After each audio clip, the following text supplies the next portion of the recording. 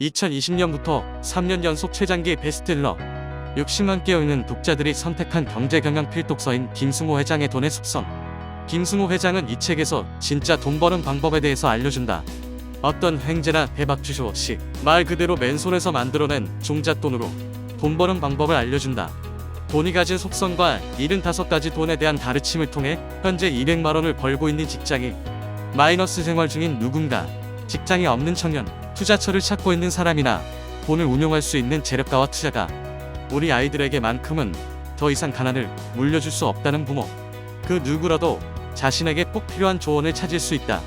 이 책에서 이야기하는 부자가 되는 방법, 부자가 되기 위한 마음가짐, 위기를 바라보는 마인드를 배워보고자 한다.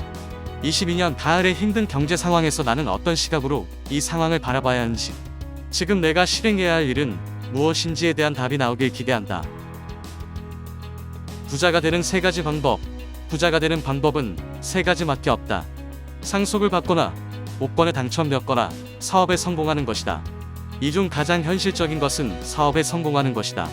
사업에 성공하는 방법은 2가지가 있는데, 첫째는 직접 창업을 하는 것이고, 두 번째는 남의 성공에 올라타는 것이다. 주식을 사는 것이다. 이 방법은 직접 창업하는 것보다 안전하다. 어렸을 때부터 시작할 수 있고 직장에 다니면서도 충분히 할 수 있다. 이미 전 세계에는 1등 기업으로 경영을 잘하고 있는 회사들이 있다. 주식을 사는 것은 직접 경영하는 것보다 훨씬 쉽다.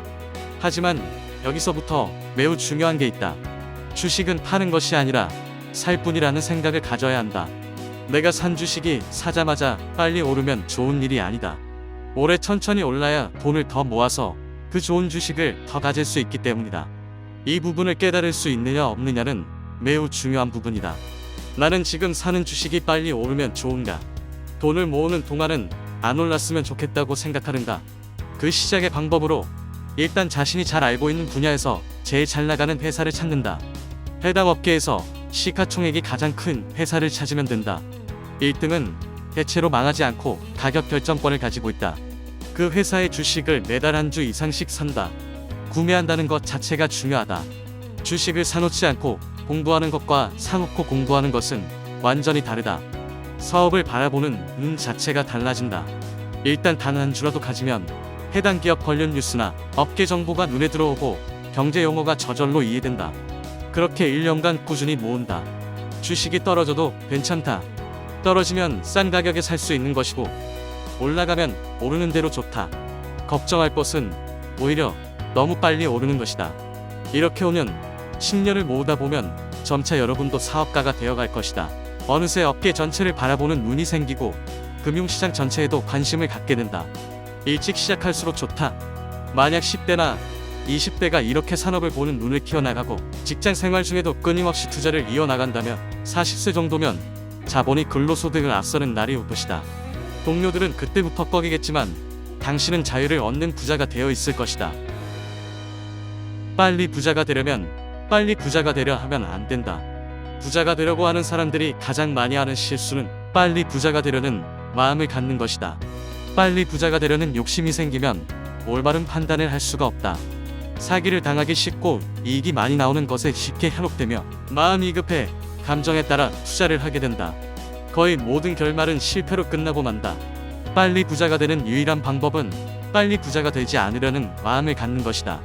부자가 가장 좋은 나이는 50세 이후이다. 그럼 20, 30, 40대에는 무엇을 해야 하나? 돈을 버는 기술, 돈을 모으는 능력, 돈을 유지하는 능력, 돈을 쓰는 능력을 배워야 한다.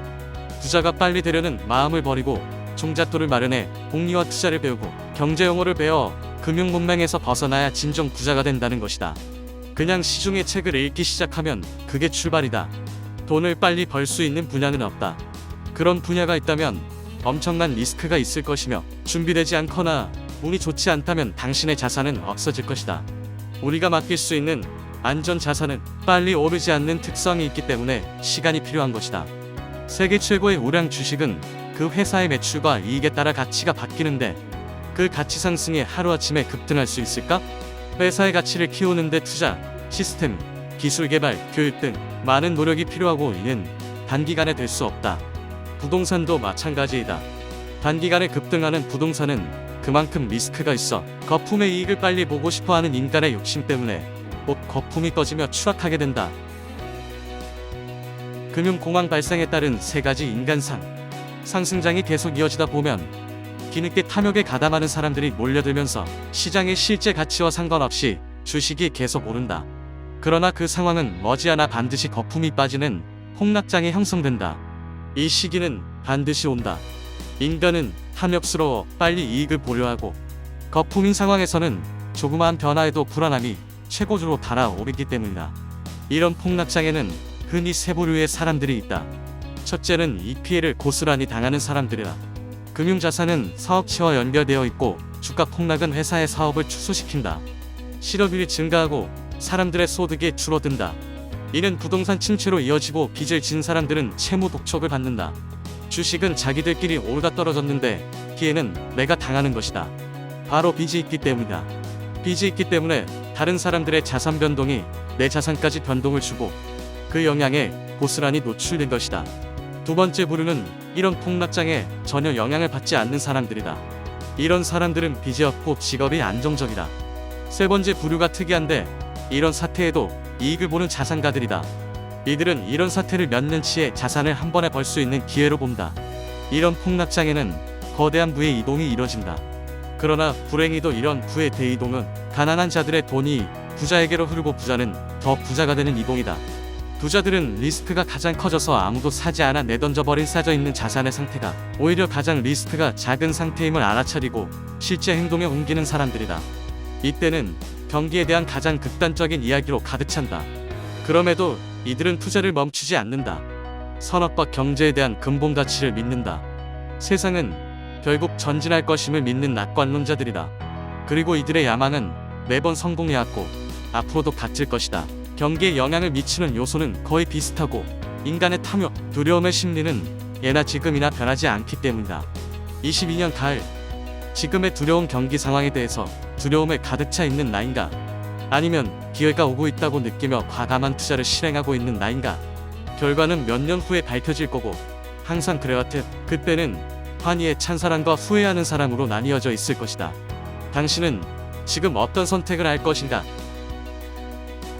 리스크가 클 때가 리스크가 가장 작을 때다. 사실 이 모순된 말을 이해하는 사람은 많지 않다. 흔히 주식시장에서는 돈을 버는 화랑기에는 리스크가 없는 것처럼 보이고 주가 폭락 시에는 리스크가 큰 폭으로 증가한 것으로 예상한다. 폭락장에서 얼마나 깊고 오래 손해가 발생할지 모르는 그 리스크가 커 보여 아무도 주식을 사지 않아 급락한 것이다. 사실은 그 시기가 리스크가 가장 주로 있는 때다.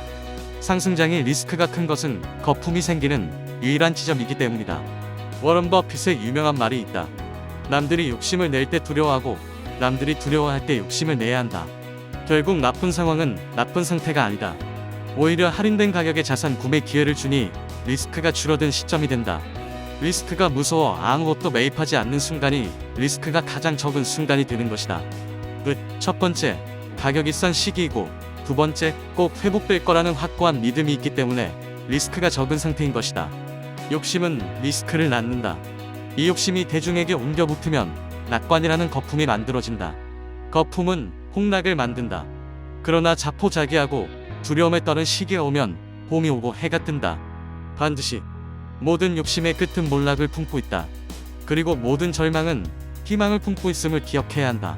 마지막으로 그가 전하는 메시지를 정리하면 주식은 파는 것이 아니라 살 뿐이라는 생각을 가져야 한다. 내가 산 주식이 사자마자 빨리 오르면 좋은 일이 아니다. 오래 천천히 올라야 돈을 더 모아서 그 좋은 주식을 더 가질 수 있기 때문이다. 빨리 부자가 되려 하면 안 된다. 빨리 부자가 되려는 욕심이 생기면 올바른 판단을 할 수가 없다. 리스크를 살피지 않고 감정에 따라 투자를 하게 된다. 부자들은 리스크가 가장 커져서 아무도 사지 않아 내던져버린 싸져있는 자산의 상태가 오히려 가장 리스크가 작은 상태임을 알아차리고 실제 행동에 옮기는 사람들이다. 남들이 욕심을 낼 때 두려워하고 남들이 두려워할 때 욕심을 내야 한다. 2022년 가을에 경제 주식 상황을 우리는 어떻게 보고 어떻게 행동하고 있나? 경기 안 좋아진대, 더 떨어진대, 두려움에 떨면서 자산을 내다 팔고 있는가? 아니면 가격이 싸져 있는 지금의 상황이 리스크가 가장 적은 상태로 생각하고 나에게도 부자 될 기회가 오고 있다는 가슴 뛰는 상황으로 받아들이고 있는가? 선택은 각자의 몫이지만 수년 내 결과는 매우 달라져 있을 것이다. 부자들은 이미 답을 정하고 행동하고 있다. 더 큰 부를 얻기 위해서 이상 세계의 부자들의 돈에 대한 생각, 부를 쌓는 방법을 공부하는 체인지 원이었습니다. 구독과 좋아요는 저에게 큰 힘이 됩니다. 감사합니다.